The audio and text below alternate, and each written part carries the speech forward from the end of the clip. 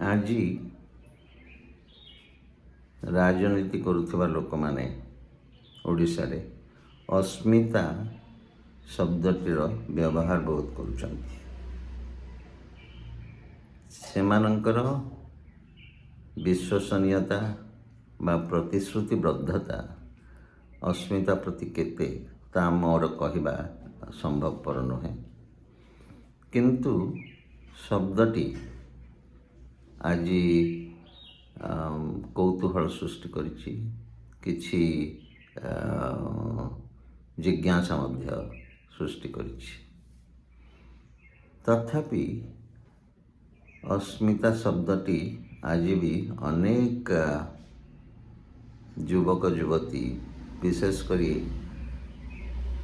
ଆଜିର ଶିକ୍ଷା ଏବଂ ସଂସ୍କୃତିର ଯେଉଁ ଅବସ୍ଥା, ସେହି ପରିପ୍ରେକ୍ଷୀରେ ଅନେକ ତାକୁ ଗୋଟିଏ ଝିଅ ବୋଲି ଭାବୁଛନ୍ତି ଏବଂ ଯେତେବେଳେ ଅସ୍ମିତା ଖୋଜା ଚାଲିଛି ସେମାନେ ଭାବୁଛନ୍ତି ଯେ ଗାଁର କେଉଁ ଝିଅ ହୁଏତ ହଜିଯାଇଛି, କିଏ ଆତ୍ମହତ୍ୟା କରିଛି, କିଏ ହୁଏତ ପାଣିରେ ବୁଡ଼ି ଯାଇଛି, କେମିତି ଗୋଟିଏ ଅଘଟଣା ଘଟିଛି ତା ସମ୍ବନ୍ଧରେ।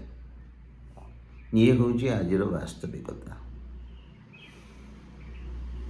ଆଜି ଆମର ଜାତିର ଅସ୍ମିତାର ଦୟନୀୟ ଅବସ୍ଥା ସମସ୍ତେ ଉଣା ଅଧିକେ ଜାଣିଥିବେ। ଦିନ ଥିଲା ଆମର କଳା, କୁଶଳତା, ଜ୍ଞାନ, ସାହସିକତା ଦେଶ ବିଦେଶରେ ବ୍ୟାପକ ଭାବରେ ପ୍ରସାରିତ ହୋଇଥିଲା। ମୂକ ସାକ୍ଷୀ ରୂପେ ଆଜିର ମନ୍ଦିର ମାନେ ଆଜି ବି ଦଣ୍ଡାୟମାନ, ଆଜି ବି ବିଦ୍ୟମାନ। ଆମର ତାଳପୋଥି ଅସଂଖ୍ୟ ପରିମାଣରେ ଆଜି ବି ରହିଛି। ଆମର ସାହିତ୍ୟରେ ଆମର ସାମର୍ଥ୍ୟ ପ୍ରସ୍ଫୁଟିତ ହେଉଛି।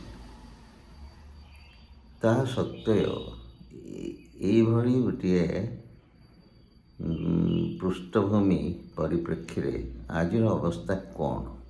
ବଡ଼ ଶୋଚନୀୟ। ତେଣୁ ସେ ବିଷୟରେ ଯଦି ଆଜି ଅସ୍ମିତାକୁ ଯଦି ଖୋଜା ଚାଲିଛି, ପ୍ରକୃତରେ ତା'ର ଉଦ୍ଦେଶ୍ୟ କ'ଣ? ଏହି ସମ୍ପର୍କରେ ଗୋଟିଏ ଛୋଟିଆ କବିତାଟିଏ ଲେଖିବାକୁ ମନ ହେଲା, ତାକୁ ଲେଖିଥିଲି।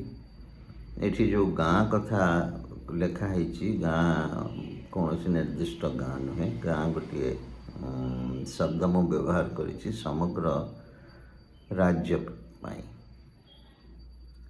ଏବଂ ଯଦି କୌଣସି ଘଟଣାର ଉଲ୍ଲେଖ କରିଛି, ସେ କେବଳ ଗୋଟିଏ ସାଙ୍କେତିକ ଶବ୍ଦରେ ବ୍ୟବହାର କରାଯିବ। ତେଣୁ ଏକୁ ଗୋଟେ ବ୍ୟାପକ ଭାବରେ ତାକୁ ଆପଣ ଗ୍ରହଣ କରିବା ଲାଗି ମୁଁ ଅନୁରୋଧ କରୁଛି। ଛୋଟ କବିତାଟିଏ କହୁଛି, ତାର ଶୀର୍ଷକ ଦେଇଛି ଅସ୍ମିତା ତୁମେ ଆଜି କାହିଁ ମନେ ପଡ଼। ଗାଁ ଲୋକେ କହୁଛନ୍ତି କାହା ଝିଅ, କାହା ବୋହୂ, କ'ଣ ହେଲା ତାର, କନିଅର ମଞ୍ଜି କାହିଁକି ଖାଇଲା। ଗାଁ ଲୋକେ କହୁଛନ୍ତି କାହା ଝିଅ, କାହା ବୋହୂ, କ'ଣ ହେଲା ତାର, କନିଅର ମଞ୍ଜି କାହିଁକି ଖାଇଲା। ଆଉ କିଏ ପଚାରୁଛି ଖରା ବେଳଟାରେ ଗାଁ ପୋଖରୀରେ ଏତେ ଲୋକ ଦେଖୁ ଦେଖୁ କେମିତି ସେ ବୁଡ଼ିଗଲା। ଆଉ କିଏ ପଚାରୁଛି ଖରା ବେଳଟାରେ ଗାଁ ପୋଖରୀରେ ଏତେ ଲୋକ ଦେଖୁ ଦେଖୁ କେମିତି ସେ ବୁଡ଼ିଗଲା।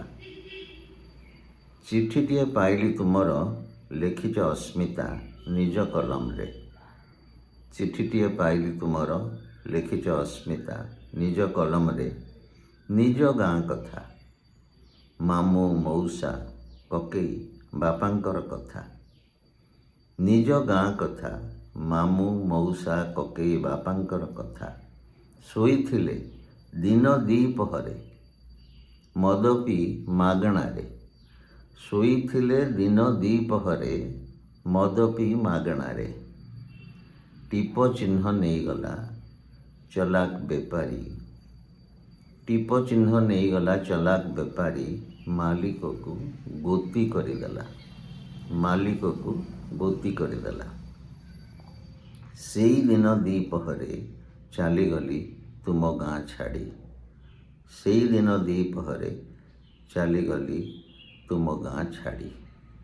ଏଇଟି ହେଲା ମୋର କ୍ଷୁଦ୍ର କବିତା ଅସ୍ମିତା ସମ୍ବନ୍ଧରେ। ଧନ୍ୟବାଦ।